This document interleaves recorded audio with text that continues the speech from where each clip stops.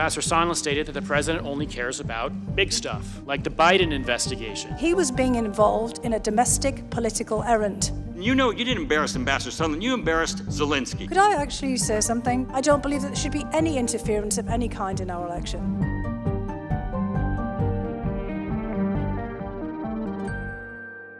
Beginning in March 2019, the situation at the embassy and in Ukraine changed dramatically. Specifically, the three priorities of security, economy, and justice, and our support for Ukrainian democratic resistance to Russian aggression became overshadowed by a political agenda promoted by former New York City Mayor Rudy Giuliani and a cadre of officials operating with a direct channel to the White House.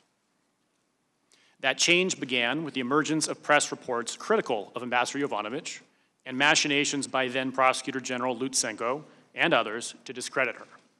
Following Mr. Lutsenko's allegations, Mr. Giuliani and others made a number of public statements critical of Ambassador Yovanovitch, questioning her integrity and calling for her removal from office. Mr. Giuliani was also making frequent public statements pushing for Ukraine to investigate interference in the 2016 election and issues related to Burisma and the Bidens. The barrage of allegations directed at Ambassador Yovanovitch, a career ambassador, is unlike anything I have seen in my professional career. Over the following months, it became apparent that Mr. Giuliani was having a direct influence on the foreign policy agenda that the three amigos were executing on the ground in Ukraine. In fact, at one point during a preliminary meeting of the inaugural delegation, someone wondered aloud why Mr. Giuliani was so active in the media with respect to Ukraine. My recollection is that Ambassador Sondland stated, quote, "Damn it, Rudy, every time Rudy gets involved, he goes and F's everything up." On June 27th, Ambassador Sondland told Ambassador Taylor in a phone conversation, the gist of which Ambassador Taylor shared with me at the time, that President Zelensky needed to make clear to President Trump that President Zelensky was not standing in the way of, quote, investigations. I understood that this meant the Biden-Burisma investigations that Mr. Giuliani and his associates had been speaking about in the media since March. Also on June 28th, while President Trump was still not moving forward on a meeting with President Zelensky, he met with Russian President Putin at the G20 summit in Osaka, Japan, sending a further signal of lack of support to Ukraine. I asked Ambassador Sondland if it was true that the president did not give an expletive about Ukraine. Ambassador Sondland agreed that the president did not give an expletive about Ukraine. I asked why not, and Ambassador Sondland stated that the president only cares about big stuff. I noted there was big stuff going on in Ukraine, like a war with Russia. And Ambassador Sondland replied that he meant big stuff that benefits the president, like the Biden investigation that Mr. Giuliani was pushing. At a time of shifting allegiances and rising competitors in the world, we have no better friends than Ukraine. A scrappy, unbowed, determined, and above all, dignified people who are standing up against Russian authoritarianism and aggression. They deserve better. I take great pride in the fact that I'm a non-partisan foreign policy expert who has served under 3 Republican and Democratic presidents. I have no interest in advancing the outcome of your inquiry in any particular direction except toward the truth. I'm an American by choice, having become a citizen in 2002. I can say with confidence that this country has offered me opportunities I never would have had in England. I grew up poor with a very distinctive working-class accent. In England, in the 1980s and 1990s, this would have impeded my professional advancement. This background has never set me back in America. Based on questions and statements I have heard, some of you on this committee appear to believe that Russia and its security services did not conduct a campaign against our country, and that perhaps, somehow, for some reason, Ukraine did. This is a fictional narrative that has been perpetrated and propagated by the Russian security services themselves. The unfortunate truth is that Russia was the foreign power that systematically attacked our democratic institutions in 2016. This is the public conclusion of our intelligence agencies, confirmed in bipartisan congressional reports. It is beyond dispute, even if some of the underlying details must remain classified. The impact of the successful 2016 Russian campaign remains evident today. Our nation is being torn apart. Truth is questioned. Our highly professional and expert career foreign service is being undermined. President Putin and the Russian security services operate like a super PAC. They deploy millions of dollars to weaponize our own political opposition research and false narratives. When we are consumed by partisan rancor, we cannot combat these external forces as they seek to divide us against each other, degrade our institutions, and destroy the faith of the American people in our democracy. If the President or anyone else impedes or subverts the national security of the United States in order to further domestic, political, or personal interests, that's more than worthy of your attention. But we must not let domestic politics stop us from defending ourselves against the foreign powers who truly wish us harm. Isn't it also true that some of President Trump's most senior advisors had informed him that this theory of Ukraine interference in the 2016 election was false? That's correct. So is it your understanding then that President Trump disregarded the advice of his senior officials about this theory and instead listened to Rudy Giuliani's views? That appears to be the case, yes. And Dr. Hill, by promoting this theory of Ukrainian interference in the 2016 election, was President Trump adopting Vladimir Putin's view over his own senior advisors and intelligence officials? I think we have to be very careful about the way that we phrase that. This is a view that President Putin and the Russian security services and many actors in Russia have promoted. But I think that this view has also got some traction, perhaps in parallel and separately here in the United States. And those two things have, over time, started to fuse together. Ambassadors Volker and Sondland have tried to draw a distinction between their understanding of the connection between Burisma and the Bidens. But Dr. Hill, was it apparent to you that when President Trump, Rudy Giuliani, or anyone else was pushing for an investigation into Burisma, that the reason why they wanted that investigation related to what President Trump said here, the Bidens? It was very apparent to me that that was what Rudy Giuliani intended, yes. Intended to convey that Burisma was linked to the Bidens, and he said this publicly, repeatedly. And Mr. Holmes, you also understood that Burisma was code for Bidens? Yes. And do you think that anyone involved in Ukraine matters in the spring and the summer would understand that as well? Yes. Now, toward the end of this meeting, the Ukrainians raised their ongoing desire for an Oval Office meeting. Is that right? That's correct. And what happened after they did that? Ambassador Sondland leaned in basically to say, well, we have an agreement that there will be a meeting if specific investigations are put underway. And that's when I saw Ambassador Bolton stiffen. I was sitting behind him in the chair, and I saw him sit back slightly like this. He'd been more moving forward like I am to the table. And for me, that was an unmistakable body language, and it caught my attention.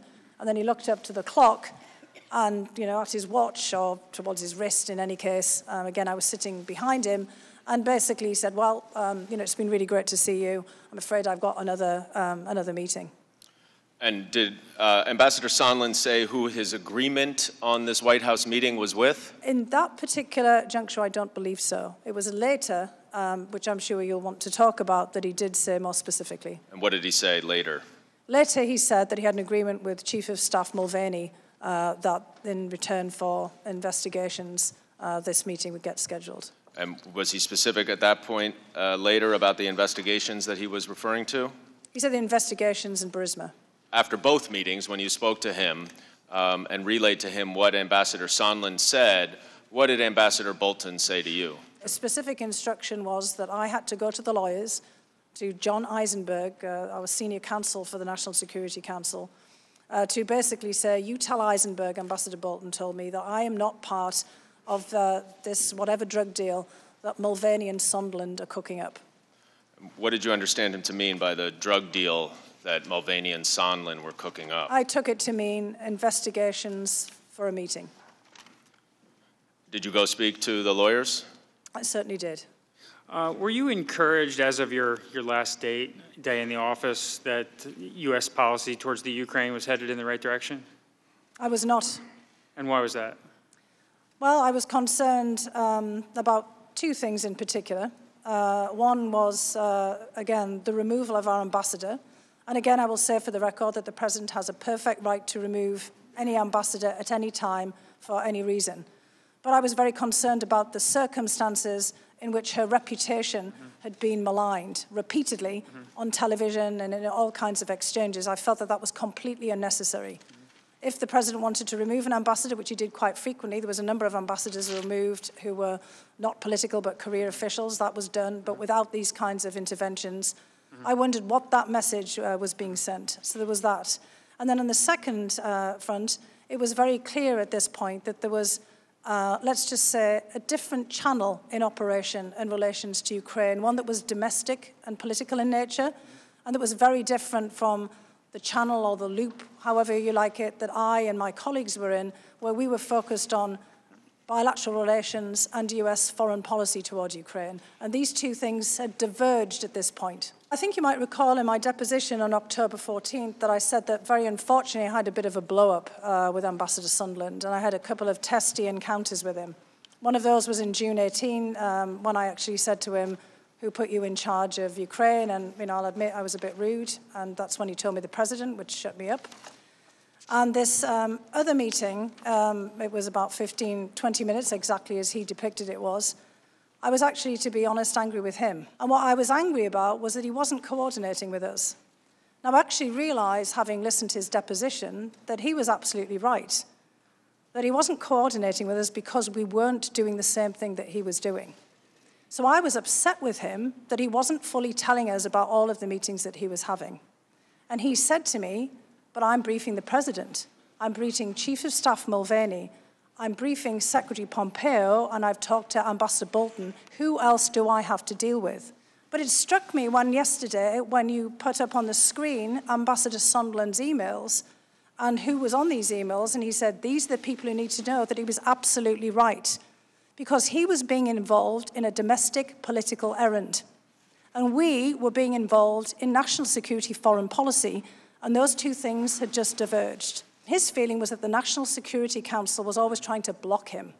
What we were trying to do was block us from straying into domestic or personal politics. And that was precisely what I was trying to do. But Ambassador Sondland is not wrong that he had been given a different remit than we had been. And it was at that moment that I started to realize how those things had diverged. And I realized, in fact, that I wasn't really being fair to Ambassador Sondland because he was carrying out what he thought he had been instructed to carry out, and we were doing something that we thought was just as, or perhaps even more important, but it wasn't in the same channel. Mr. Morrison told us both in his deposition and at his public hearing that you had related concerns about Colonel Vindman's judgment. I did not relate any concerns in general terms about Colonel Vindman's judgment, so I was somewhat surprised when I heard Mr. Morrison make that assertion and when I read his deposition. Colonel Vindman is a highly distinguished, decorated military officer. He came over to us from the chairman's office and the Joint Chiefs of Staff.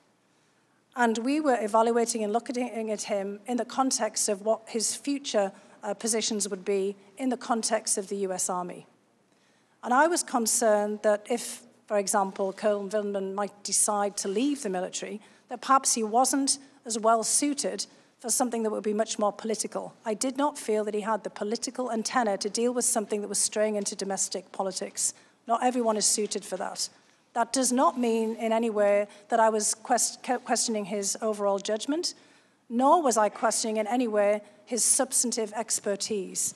He is excellent on issues related to Ukraine, Belarus, and Moldova, on Russian defense issues. He had been in charge of the Russia campaign, thinking through at the chairman's office and in the Pentagon. This was a very specific issue because by June, we saw that things were diverging and you needed completely different sensitivity. Some people in my office have worked at the highest levels of advisory positions, and Mr. Morrison had come from Capitol Hill. He knew politics inside out, and we said that Colonel Vindman did not, and we were concerned about how he would manage what was becoming a highly charged and potentially partisan issue, which had not been before. Dr. Hill, I want to ask you, you may be aware of some of the attacks on Colonel Vindman, suggesting that he has a dual loyalty, that he's not really loyal to America, he's loyal to Ukraine. I wanted to ask you, as a fellow immigrant, what you think of those kind of accusations when they're leveled against Colonel Vindman or other Americans. I think it's very unfortunate. I mean, this is a country of immigrants. with the exception, perhaps of very few people still here, everyone immigrated to the United States at some point in their family history. And this is what, for me, really does make America great. I mean, I'm sure that every single person here, some people perhaps came reluctantly, others came by choice, as I did. But this is, for me, this is the essence of America. It's why I wanted to be here and why I wanted to stay here. And I think it's unfair to castigate anyone. Everyone has some kind of appellate to them. I'm an Anglo-American, perhaps, then, or I'm a British American, I'm a naturalized citizen. I do not believe that my loyalty is to the United Kingdom. My loyalty is here to the United States. This is my country and the country that I serve. And I know for a fact that every single one of my colleagues, and there were many naturalized citizens in my office and across the National Security Council, felt exactly the same way. I think it's deeply unfair. Why didn't your boss bring up the call that you overheard? The reason you're here today. I mean, you're their closing witness, yet their star witness, their first witness, Ambassador Taylor, didn't even bring it up. And when we deposed you, you said this was extremely distinctive experience, one of the most remarkable events of my life. You described it like this. You said, after the call happens, I immediately told Deputy Chief of Mission and others at the embassy about the call. Then you said you went on vacation. You told several friends and family about the call. Then you come back on August 6th, and you tell Ambassador Taylor about the call. And then in your deposition statement, you said in your statement today as well, I repeatedly referred to the call in meetings and conversations where the issue of the president's interest in Ukraine was relevant. I repeatedly referred to the call in meetings and conversations where the issue of the president's interest in Ukraine was relevant. That sounds like government speak for you. Told everybody. Yet their star witness, their first witness, Ambassador Taylor, when he came here, he related 13 different conversations he had between July 18th when the aid is frozen, September 11th when it's released. 13 different conversations, never once mentioning this call. May I answer that 13 question? conversations. Yeah, I'll get to you. I'll give you a chance here in a second. But 13 conversations from their star witness, you're their closing witness, and he can't remember a call from a guy he works with every single day. My vivid recollection of an event I was involved with was a touchstone experience that, to me, validated what, sir, Mr. Jordan, please, what we believed. And Ambassador Taylor was not in that call. And so all of a sudden last week, you got to come tell us, right? Mr. Jordan, your boss we will allow the witness to answer the question. I'll finish with this. Thank you. He was involved in a number of other interactions, as you've outlined, that brought him to the same conclusion. It is quite possible that But he doesn't share the one that the guy he worked with. Mr. Jordan, Mr. Jordan, you may not like the witness's answer, but we will hear it. There wasn't an answer. Mr. Jordan, we will hear the witness's answer. Have you concluded, Mr. Holmes? I have, sir. Thank you. Thank you. Mr. Himes. Mr. Holmes, in your testimony, you said that Sondland said he loves your ass, and also said he'll do anything that you want. Mr. Holmes, that information had nothing whatsoever to do with the subject matter of any of these hearings. It was anecdotal. It was extraneous. Your statements that your interests are protecting Ukraine are very dubious when you embarrass President Zelensky by making those statements that you didn't have to make. Who cares that Ambassador Sondland said that? And you know you didn't embarrass Ambassador Sondland, you embarrassed Zelensky, because you know he got asked this question in his own country, and people are hearing that statement as if it's true. Time of the gentleman has expired. It's totally dubious of you to for you to do that. Mr. Carson, you are recognized. I'm grateful to live in a country that gets to legitimately elect our leaders. And I've been to places where people don't get to, and it's not pretty. And I respect our system, and I accept the results that are determined by the American people. I deployed to Iraq 2005-2006 as an Army surgeon with soldiers from many backgrounds. The most important thing was we were all Americans. That was first and foremost. Dr. Hill, I'm sorry, I have to say this. You said based on statements you've heard that some in this committee believe Russia did not conduct a campaign against our country is false. That's Mr. Schiff's narrative. That's where you've heard it. We did a whole report on it. And we agree that Russia has done this since the Soviet Union, and they've actually gotten better at it. That's a problem. But at the same time, certain Ukrainians did work against candidate Trump. When I was referring to questions that I'd heard, it was in the context of the deposition that I gave on October 14th, because I was very worried about the turn in which some of the questions were taking. And I understand that the point is being made about individuals, as you've just said, Dr. Wenstrup, and that these articles lay out taking different positions in our elections. I don't believe that there should be any interference of any kind in our election. I think it was unfair for people to already call the election and to make attacks also on candidate Trump and on President Trump. And I know that this has put a huge cloud over this presidency and also over our whole democratic system. That's actually why, as a non-partisan person and as an expert on Russia and an expert on Vladimir Putin and on the Russian security services, I wanted to come in to serve the country to try to see if I could help. And I do, again, want to underscore what you said here, Dr. Wenstrup. It was very eloquent and very moving about your service and trying to bring us all together again as Americans. We need to be together again in 2020 so the American people can make a choice about the future and about make their vote in a presidential election without any fear that this is being interfered in from any quarter whatsoever. So I just want to thank you for making what I think was also a very elegant and eloquent and heartfelt defense.